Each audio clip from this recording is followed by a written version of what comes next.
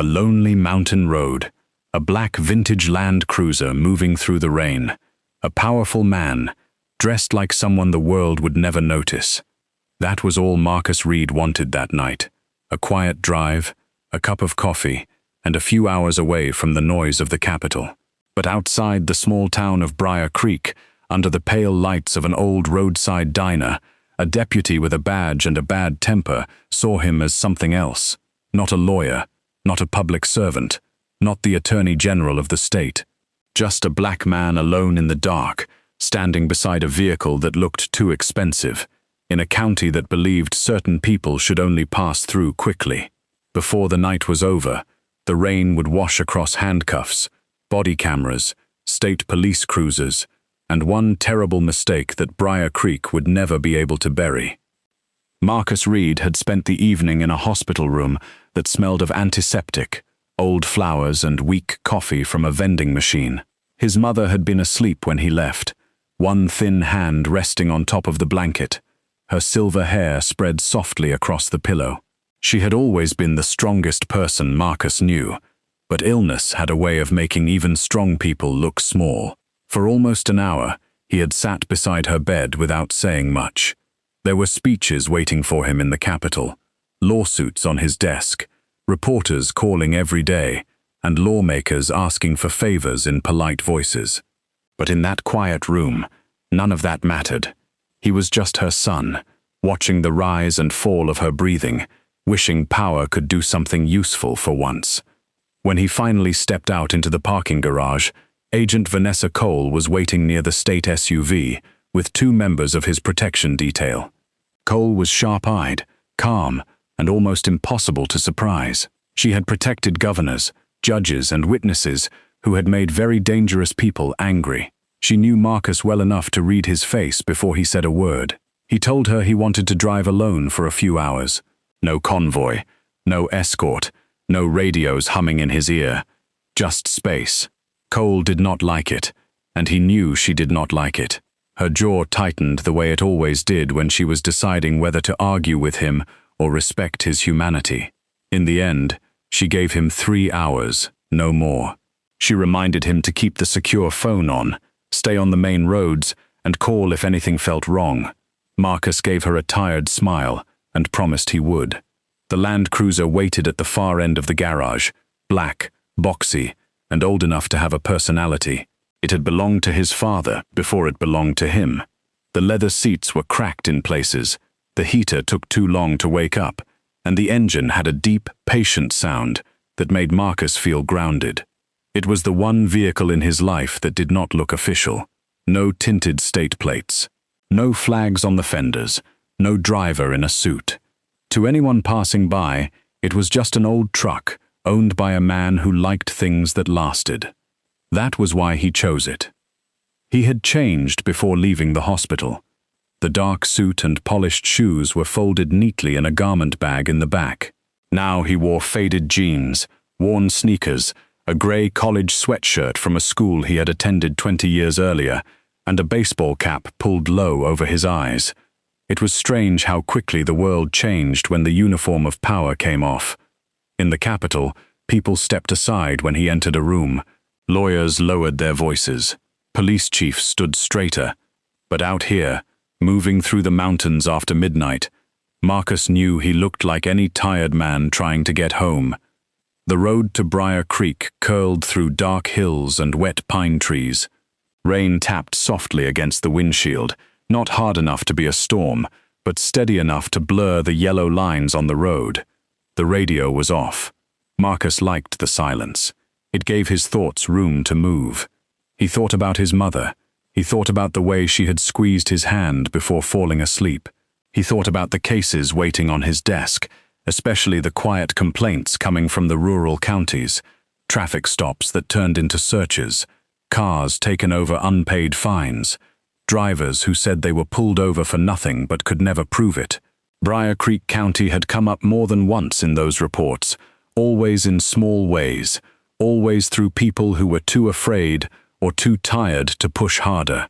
By the time the fuel light blinked on, Marcus had been driving for almost 2 hours.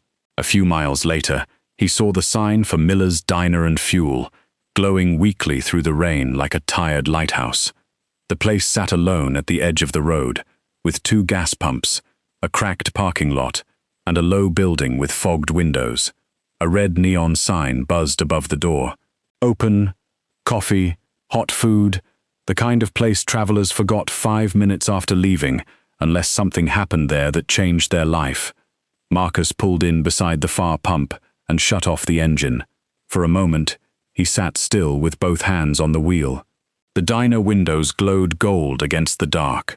A woman behind the counter wiped down menus. A trucker sat in a booth near the back, staring into a bowl of soup. Everything looked ordinary, and ordinary was exactly what Marcus wanted.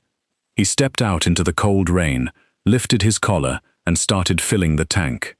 The air smelled of wet asphalt, gasoline, and wood smoke drifting from somewhere beyond the trees. He had almost finished pumping when headlights swept across the lot too fast. A local police cruiser turned in from the road and rolled straight toward him. It did not park near the diner. It did not stop by the front door. It angled across the wet pavement and blocked the nose of the Land Cruiser. The engine stayed running. The red and blue lights did not come on, but the message was clear. Marcus looked at the cruiser, then at the pump handle in his hand. His face did not change. The driver's door opened. Deputy Wade Harlan stepped out like a man entering a room he believed he owned. He was white, broad-shouldered, and built heavy through the chest, with a rain jacket pulled over his uniform and a hand already resting near his belt. His hat was low, his eyes narrow. He looked at Marcus, then at the Land Cruiser, then back at Marcus again. There was no greeting in his face, only suspicion, already fully formed. "Step away from the vehicle," Harlan called. Marcus kept one hand visible and slowly replaced the pump handle. "Evening, Deputy," he said. "I'm just getting gas." I said step away from the vehicle, hands where I can see them. The rain made a soft ticking sound against the roof of the pump. Marcus raised both hands calmly, palms open, and took 2 slow steps back. He had been in enough courtrooms and enough police briefings to understand the first rule of a dangerous encounter. Do not give fear a shape. Do not give anger a sound. Let the record show calm. Harlan moved closer, boots splashing through shallow puddles. His eyes traveled over Marcus's sweatshirt, jeans, cap, and old truck. "You from around here?" "No," Marcus said. "I'm passing through." "Passing through to where?" "Back to the capital." Harlan gave a short laugh, not because it was funny, but because he had already decided it was a lie. "Long way from the capital." "It is. What are you doing out here this late?" Marcus looked toward the road, then back at the deputy. "I visited my mother in the hospital. I'm driving home." For a second, something almost human crossed Harlan's face, but it disappeared quickly. "We've had break-ins up this way. People coming through at night, checking houses, stealing tools, stealing cars. You understand why this looks strange?" Marcus glanced at his own vehicle. "Getting gas at a gas station looks strange. You want to get smart with me?" "No, I'm asking what I'm being stopped for." Harlan's mouth tightened. That calm tone bothered him. It was not fear. It was not guilt. It was something steadier, and men like Harlan often mistook steadiness for disrespect. He stepped closer, close enough that Marcus could smell the coffee on his breath. "You match the description of somebody looking for trouble."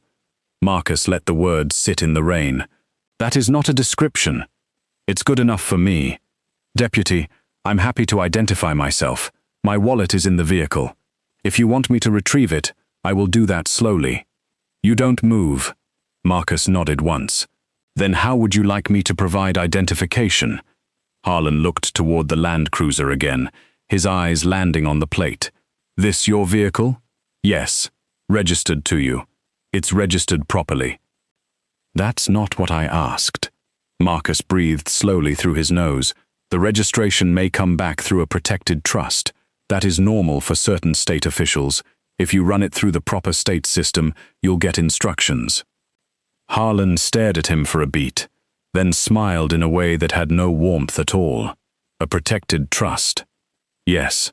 And you're a state official now. Marcus did not answer right away.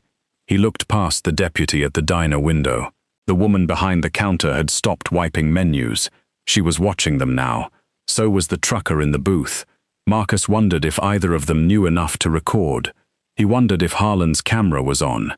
He wondered how many people had stood in this same wet lot with no title, no secure phone, no one coming for them. "My name is Marcus Reed," he said quietly. "I am the Attorney General of this state." For 1 second, the night seemed to hold its breath. Then Harlan laughed. It was not a loud laugh. It was worse than that. It was low and mean and certain. "You expect me to believe the state attorney general is standing out here alone after midnight in a college sweatshirt, driving an old truck through Briar Creek County?" Marcus met his eyes. "I do not need you to believe it. I need you to verify it." Harlan's face hardened. "Turn around." "Deputy, you are making a serious mistake. Turn around and put your hands on the hood." Marcus stayed still. His voice remained calm, but something in it cooled. "Am I under arrest?" "You are being detained." "For what crime?" "For failing to follow lawful commands during an active investigation." "I have followed your commands. I have kept my hands visible. I have offered identification. You refused to let me retrieve it." Harlan stepped in fast. His hand clamped around Marcus's arm with sudden force, fingers digging through the damp sweatshirt. Marcus did not pull away. He allowed himself to be turned, because he knew exactly how quickly a man with a badge could turn movement into a story. Harlan shoved him forward against the hood of the Land Cruiser. The metal was cold and wet beneath Marcus's hands. Rain ran from the edge of the hood onto his wrists. "Feet back," Harlan ordered. Marcus moved his feet back. "Wider." Marcus obeyed. Harlan kicked his ankle anyway, hard enough to make his knee bump the bumper. Pain flashed up his leg, but Marcus kept his breathing even. He could feel Harlan's anger growing, because Marcus would not give him the reaction he wanted. "You people always got a story," Harlan muttered, as he grabbed Marcus's right wrist and twisted it behind his back. Marcus closed his eyes for half a second, not from fear, from the old, exhausted weight of hearing a door open into the same dark room America kept pretending it had left behind. "I am not resisting," Marcus said clearly. "Stop talking. I am stating for your camera that I am not resisting." Harlan yanked the other arm back and snapped the handcuffs on. The metal closed too tight, biting into skin and bone. Marcus felt the pressure immediately, sharp and deliberate. He knew Harlan had done it on purpose. The deputy leaned closer, voice low near Marcus's ear. "You should have just answered questions like a normal person." Marcus turned his head slightly, cheek almost touching the wet hood. "I did." Harlan began searching him. He patted down the sweatshirt, checked the pockets of the jeans, pulled out the secure government phone, and held it up like he had discovered something dirty. The black device was heavier than a normal phone, sealed in a protective case with no visible branding. "What's this?" Harlan asked. "My phone. Looks like a burner. It is a secure state device." Harlan laughed again. "Of course it is." The phone began to ring. The sound was soft at first, almost swallowed by the rain. Then it rang again, sharp and steady in Harlan's hand. The screen lit up with a restricted emergency contact. Harlan looked at it, then at Marcus. "Who's Vanessa Cole?" Marcus did not move. "My protection commander." Harlan's smile faltered just a little. He answered the call and put it on speaker, maybe because he wanted to mock Marcus with a witness, maybe because he still believed the whole thing was a performance. "This is Deputy Harlan, Briar Creek County. Who am I speaking to?" The voice that came through the phone was calm, female, and cold enough to change the temperature of the whole parking lot. "Deputy Harlan, this is Agent Vanessa Cole with the State Executive Protection Division. You are holding a secure device assigned to Attorney General Marcus Reed. You need to remove your hands from him immediately and confirm his condition." Harlan did not speak. Marcus listened to the rain. Agent Cole continued, each word controlled and clear. "Deputy, Understand me carefully. You have detained a protected state official. His location is active on our system. State police are already moving toward you. If he is injured, if evidence is destroyed, or if your camera is disabled, your life is about to become very difficult." Harlan's mouth opened, but nothing came out. At the same moment, the radio inside his cruiser crackled. Dispatch sounded different now. Not bored, not routine, scared. "Unit 7, stand by. We have a state security lock on that plate. Do not transport." Repeat, do not transport. State police are requesting your exact location. Unit 7, confirm the subject's identity. Harlan stared at Marcus. The rain rolled down the brim of his hat and dripped onto his collar. His face had lost its color in slow stages, like the night was draining it away. Marcus lifted his head from the hood just enough to look back at him. "I told you to verify it," he said. For the first time since the cruiser pulled into the lot, Deputy Wade Harlan looked afraid. Deputy Wade Harlan stood in the rain, with Marcus Reed bent over the hood of the black Land Cruiser, and for one long second, the old fuel stop went so quiet, it felt like the whole mountain had stopped breathing. The phone in Harlan's hand stayed lit. Agent Vanessa Cole was still on the line, waiting for an answer. The radio inside the cruiser kept crackling with voices that sounded sharper now, higher, more urgent. The wet road beyond the diner was empty, but somewhere out there, engines were moving fast through the dark toward Briar Creek, and Harlan could feel them coming even before he saw the lights. His fingers tightened around the secure phone.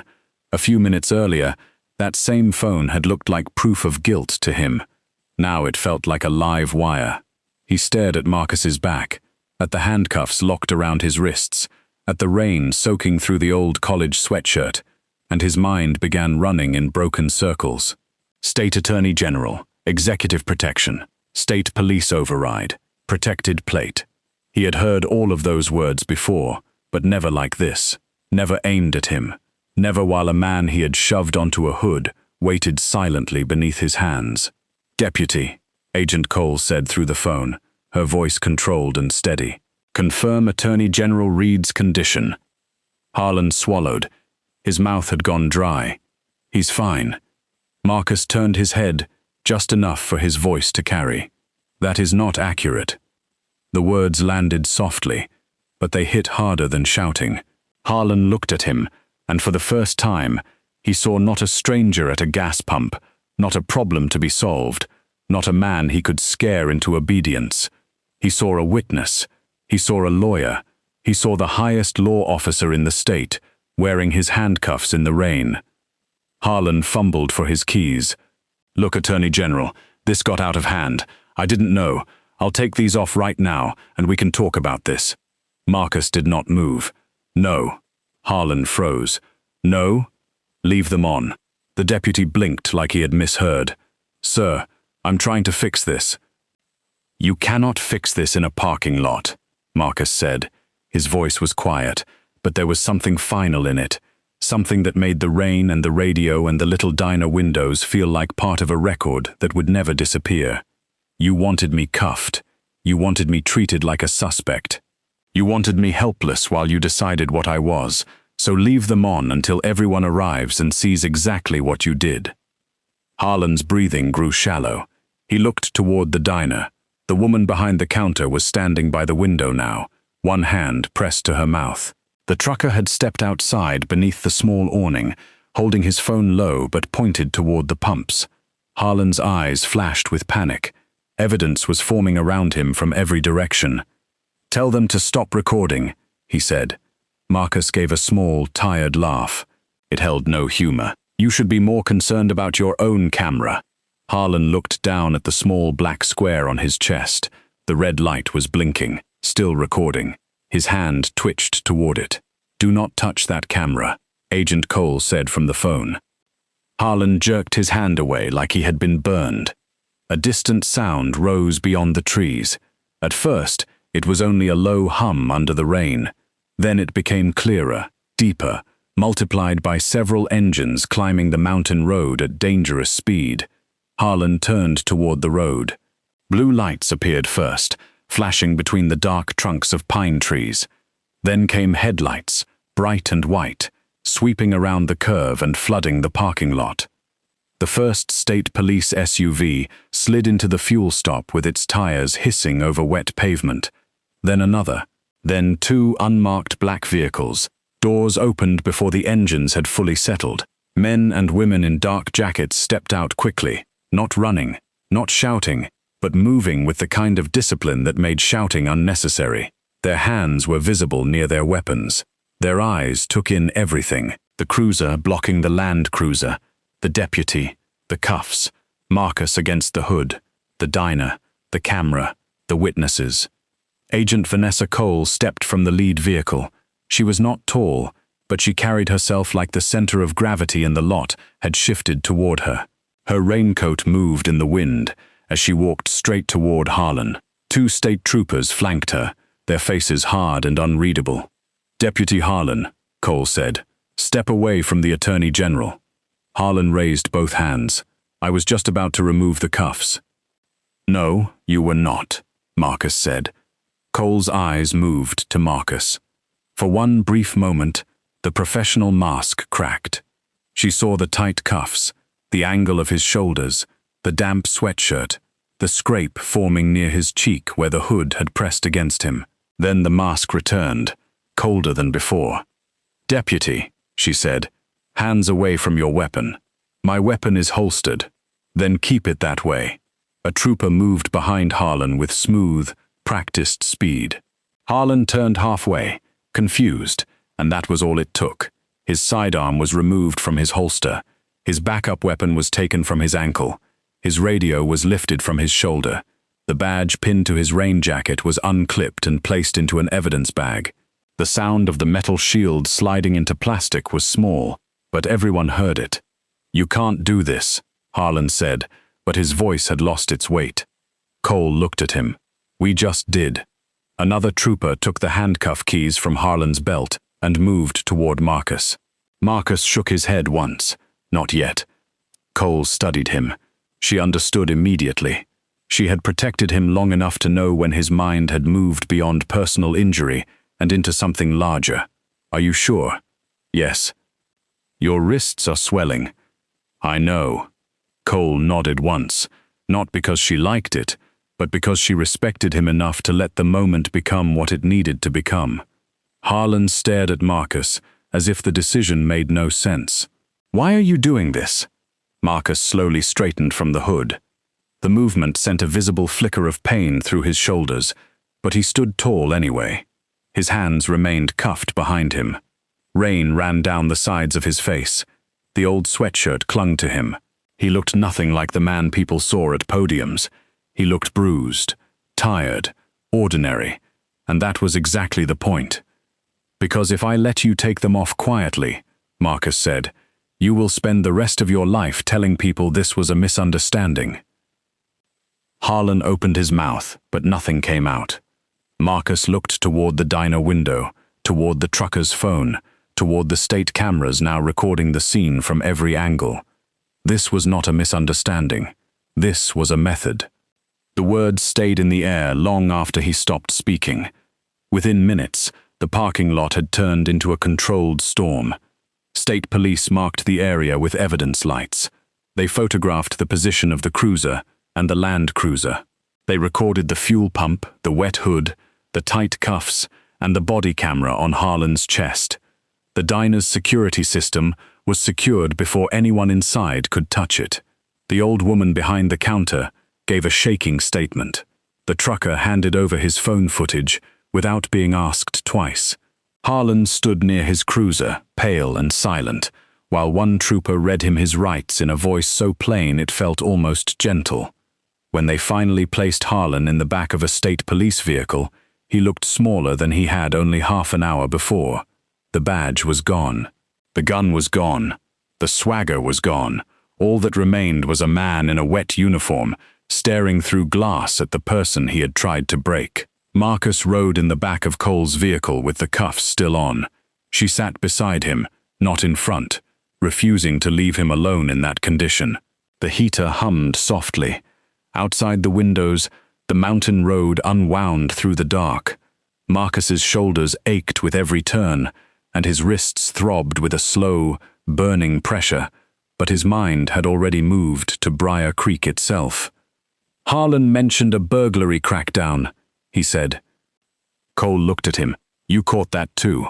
He said people coming through at night, wealthy houses, tools, cars. It sounded rehearsed.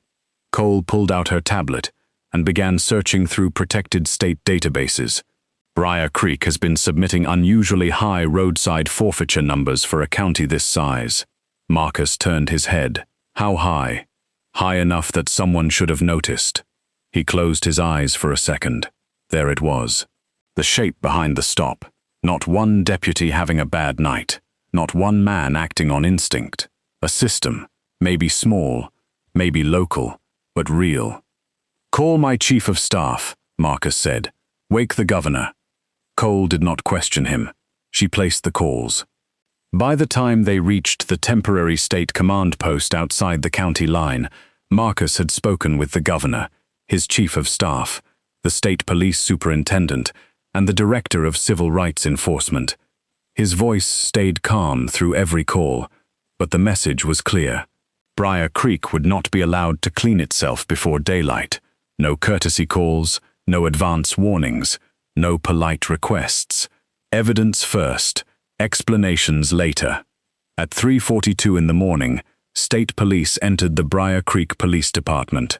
Chief Raymond Voss was already there. That fact told Marcus almost everything. Voss should have been asleep. Instead, he was in his office, wearing yesterday's shirt and a panicked expression, standing over a computer with 3 open folders on the screen. When the state police commander entered, Voss tried to smile. It was a weak, rubbery smile that belonged to a man who had heard a knock at the door long after he had hoped the house was empty. "Commander," Voss said, "this is a surprise." The commander looked past him at the monitor. "Step away from the desk." Voss raised his hands slightly. "We were just pulling records to assist." "No," the commander said. "You were deleting them." Voss's smile died. Technicians moved in behind the state police with sealed evidence drives and portable server equipment. They took the chief's computer first, then the dispatch terminals, then the body camera archive, then the patrol logs, forfeiture records, internal messages, and personnel complaint files. Officers who had been sleeping in the break room stood in the hallway looking lost, as if the building itself had betrayed them. In a locked administrative folder, investigators found the name that would soon become known across the country: County Shield. It sounded harmless, almost noble, the kind of name a local chief could put in a budget proposal and get approved by people who never asked what the words meant. But inside the files, County Shield was something else. It was a quiet program, built around suspicion without proof. Officers were encouraged to watch the mountain roads leading into wealthy communities. They were told to identify out-of-area vehicles, especially late at night. They were rewarded for stops that led to fines, searches, seizures, or arrests. The language in the official documents was careful. The language in the private messages was not. There were jokes about drivers who did not belong, notes about making outsiders nervous enough to consent to searches, instructions about using vague burglary alerts as cover, reports written before evidence existed, complaints marked unfounded without interviews, dashcam files missing from exactly the nights when citizens said they had been threatened. The pattern was not hidden because the men who built it had never believed anyone with power would care. By sunrise, Marcus was back in the capital. He had still not allowed the cuffs to be removed. His staff argued with him. The governor argued with him. Cole did not argue, but her silence was heavy. His wrists had turned angry and swollen. A medic cleaned the scrape on his cheek and warned him that the cuffs needed to come off before they caused nerve damage. Marcus listened. Then he asked for 10 more minutes, then 20, then 1 hour. Outside the Attorney General's office, news crews gathered behind metal barricades. At first, the story had been small and strange. State Attorney General detained in rural county. Then it became larger. Attorney General handcuffed during late-night stop. Then the first witness clip spread online, showing Marcus bent over the hood while Harlan stood behind him in the rain. By morning, every major outlet in the state had picked it up. By 7, the national networks had arrived. The police union moved fast, just as Marcus knew they would. Their statement called the stop unfortunate but lawful. They said Deputy Harlan had been responding to a burglary threat. They said Marcus had refused simple commands and failed to identify himself. They said no one should be above the law, no matter how powerful. Marcus read the statement while standing in a private hallway outside the emergency hearing chamber. His hands were still cuffed behind his back. His sweatshirt was dry now, but stained from the night. His cap was gone. His face looked tired, and his wrists looked painful, but his eyes were clear. Cole stood beside him, with the handcuff key in her palm. "Last chance," she said softly. Marcus looked through the doors at the chamber beyond. Lawmakers, reporters, civil rights leaders, county officials, and cameras filled the room. He could hear the low murmur of people waiting. Some were angry, some were curious, some were afraid of what might come out. "Not yet," he said. The doors opened. The room fell silent when Marcus Reed walked in. He did not wear a suit. He did not stand behind the dignity of a polished podium and pretend the night had been clean. He walked in wearing the same jeans and sweatshirt, with bruised wrists locked behind his back, the steel cuffs visible to every camera in the room. A soft wave of shock moved through the chamber. Reporters stood. A few lawmakers covered their mouths. Someone whispered his name. Marcus reached the front of the room and turned slowly so the cameras could see the cuffs. Then he faced the chamber. "Last night," he began, "I was stopped at a fuel pump in Briar Creek County while driving home from visiting my mother in the hospital." His voice was not loud, but the room leaned toward it. "I was not speeding. I was not trespassing. I was not threatening anyone. I was getting gas in the rain. Deputy Wade Harlan blocked my vehicle, refused to let me retrieve identification, forced me against the hood, searched me, and placed me in these handcuffs because he had already decided what I was before he knew my name." No one moved. Marcus looked across the lawmakers, then toward the row of cameras at the back. "I survived that encounter without worse injury because I had a secure phone, because I had a protection team, because the state system recognized my vehicle, because people with authority answered when my name appeared on a screen." He paused. "Most people stopped on those roads do not have any of that." The first video played on the large screen behind him. The diner camera showed the lot in grainy color, rain streaking through the image. Marcus stood by the Land Cruiser. Harlan's cruiser swung in and blocked him. The room watched the stop unfold without the protection of interpretation. They saw Marcus raise his hands. They saw Harlan move close.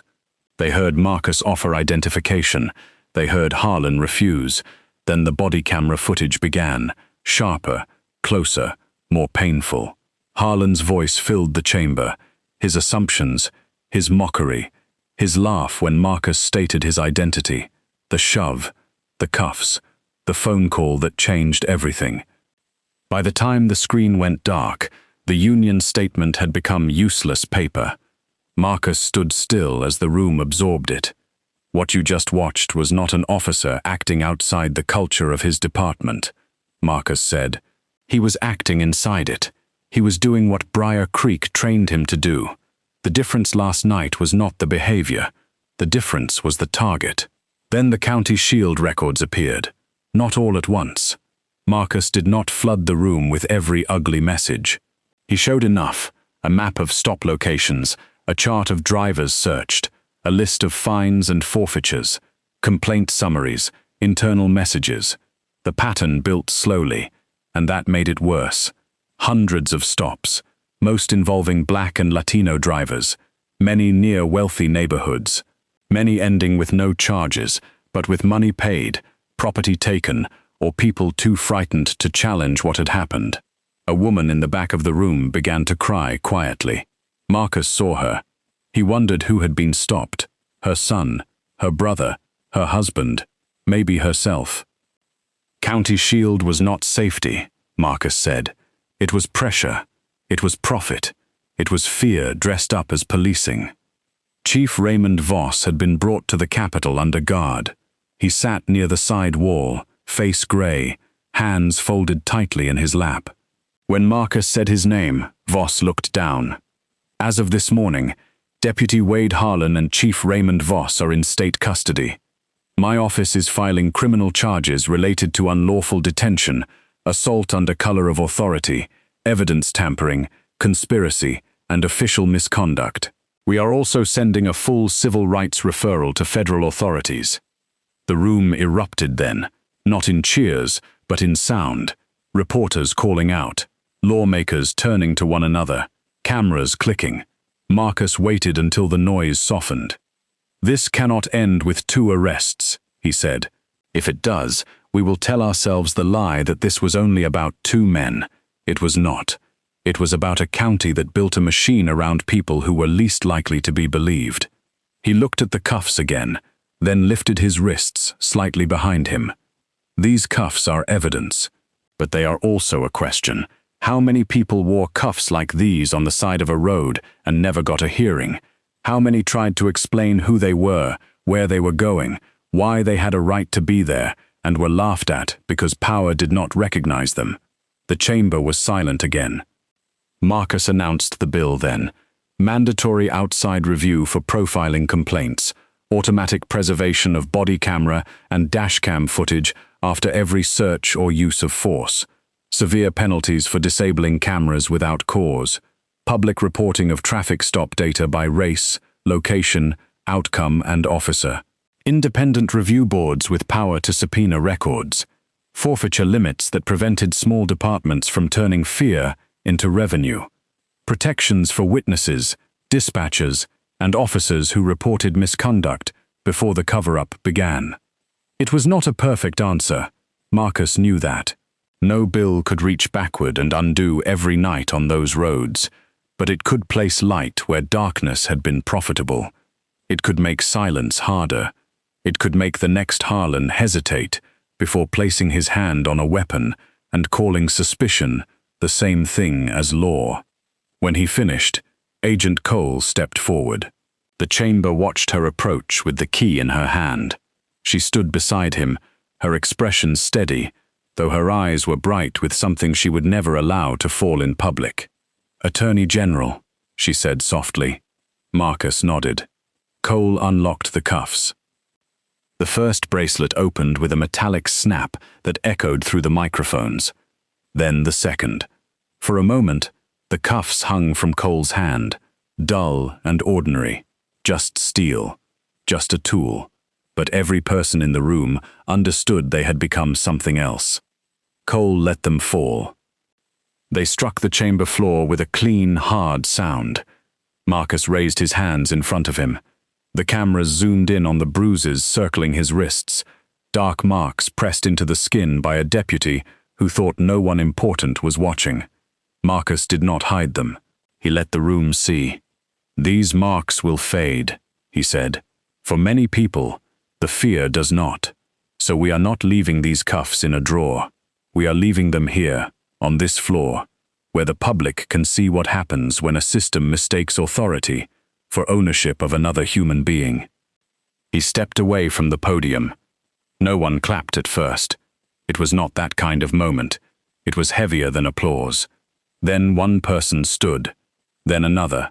Soon the room was on its feet, not celebrating pain, but recognizing that something hidden had finally been forced into open air. Later, people would remember many things about that morning. They would remember the video. They would remember Chief Voss staring at the floor. They would remember the union leader walking back his statement before noon. They would remember the first families who came forward after seeing County Shield on the news. They would remember Deputy Harlan being led into court without his badge, looking stunned that the law could speak to him the same way he had spoken to others. But most of all, they would remember Marcus Reed walking out of the chamber in a damp old sweatshirt, his wrists bruised, his head high, leaving the handcuffs behind. Outside, the rain had stopped. The clouds still hung low over the capital, but a thin line of sunlight had opened along the edge of the morning sky. Marcus stood on the steps for a moment before getting into the waiting car. Reporters shouted questions, but he did not answer them yet. He looked down at his wrists, then out toward the city, where people were waking up, going to work, driving roads where they should have been free to move without fear. Agent Cole opened the door for him. "Where to?" Marcus looked back once at the building behind him. "To work," he said. And as the car pulled away, the cuffs remained on the chamber floor, silent and bright beneath the lights, no longer a symbol of one man's humiliation, but proof that a hidden system had finally been seen. Briar Creek had tried to turn a quiet man in the rain into a suspect. Instead, it had handed him the evidence to begin a fight that would reach every road, every badge, and every locked file in the state.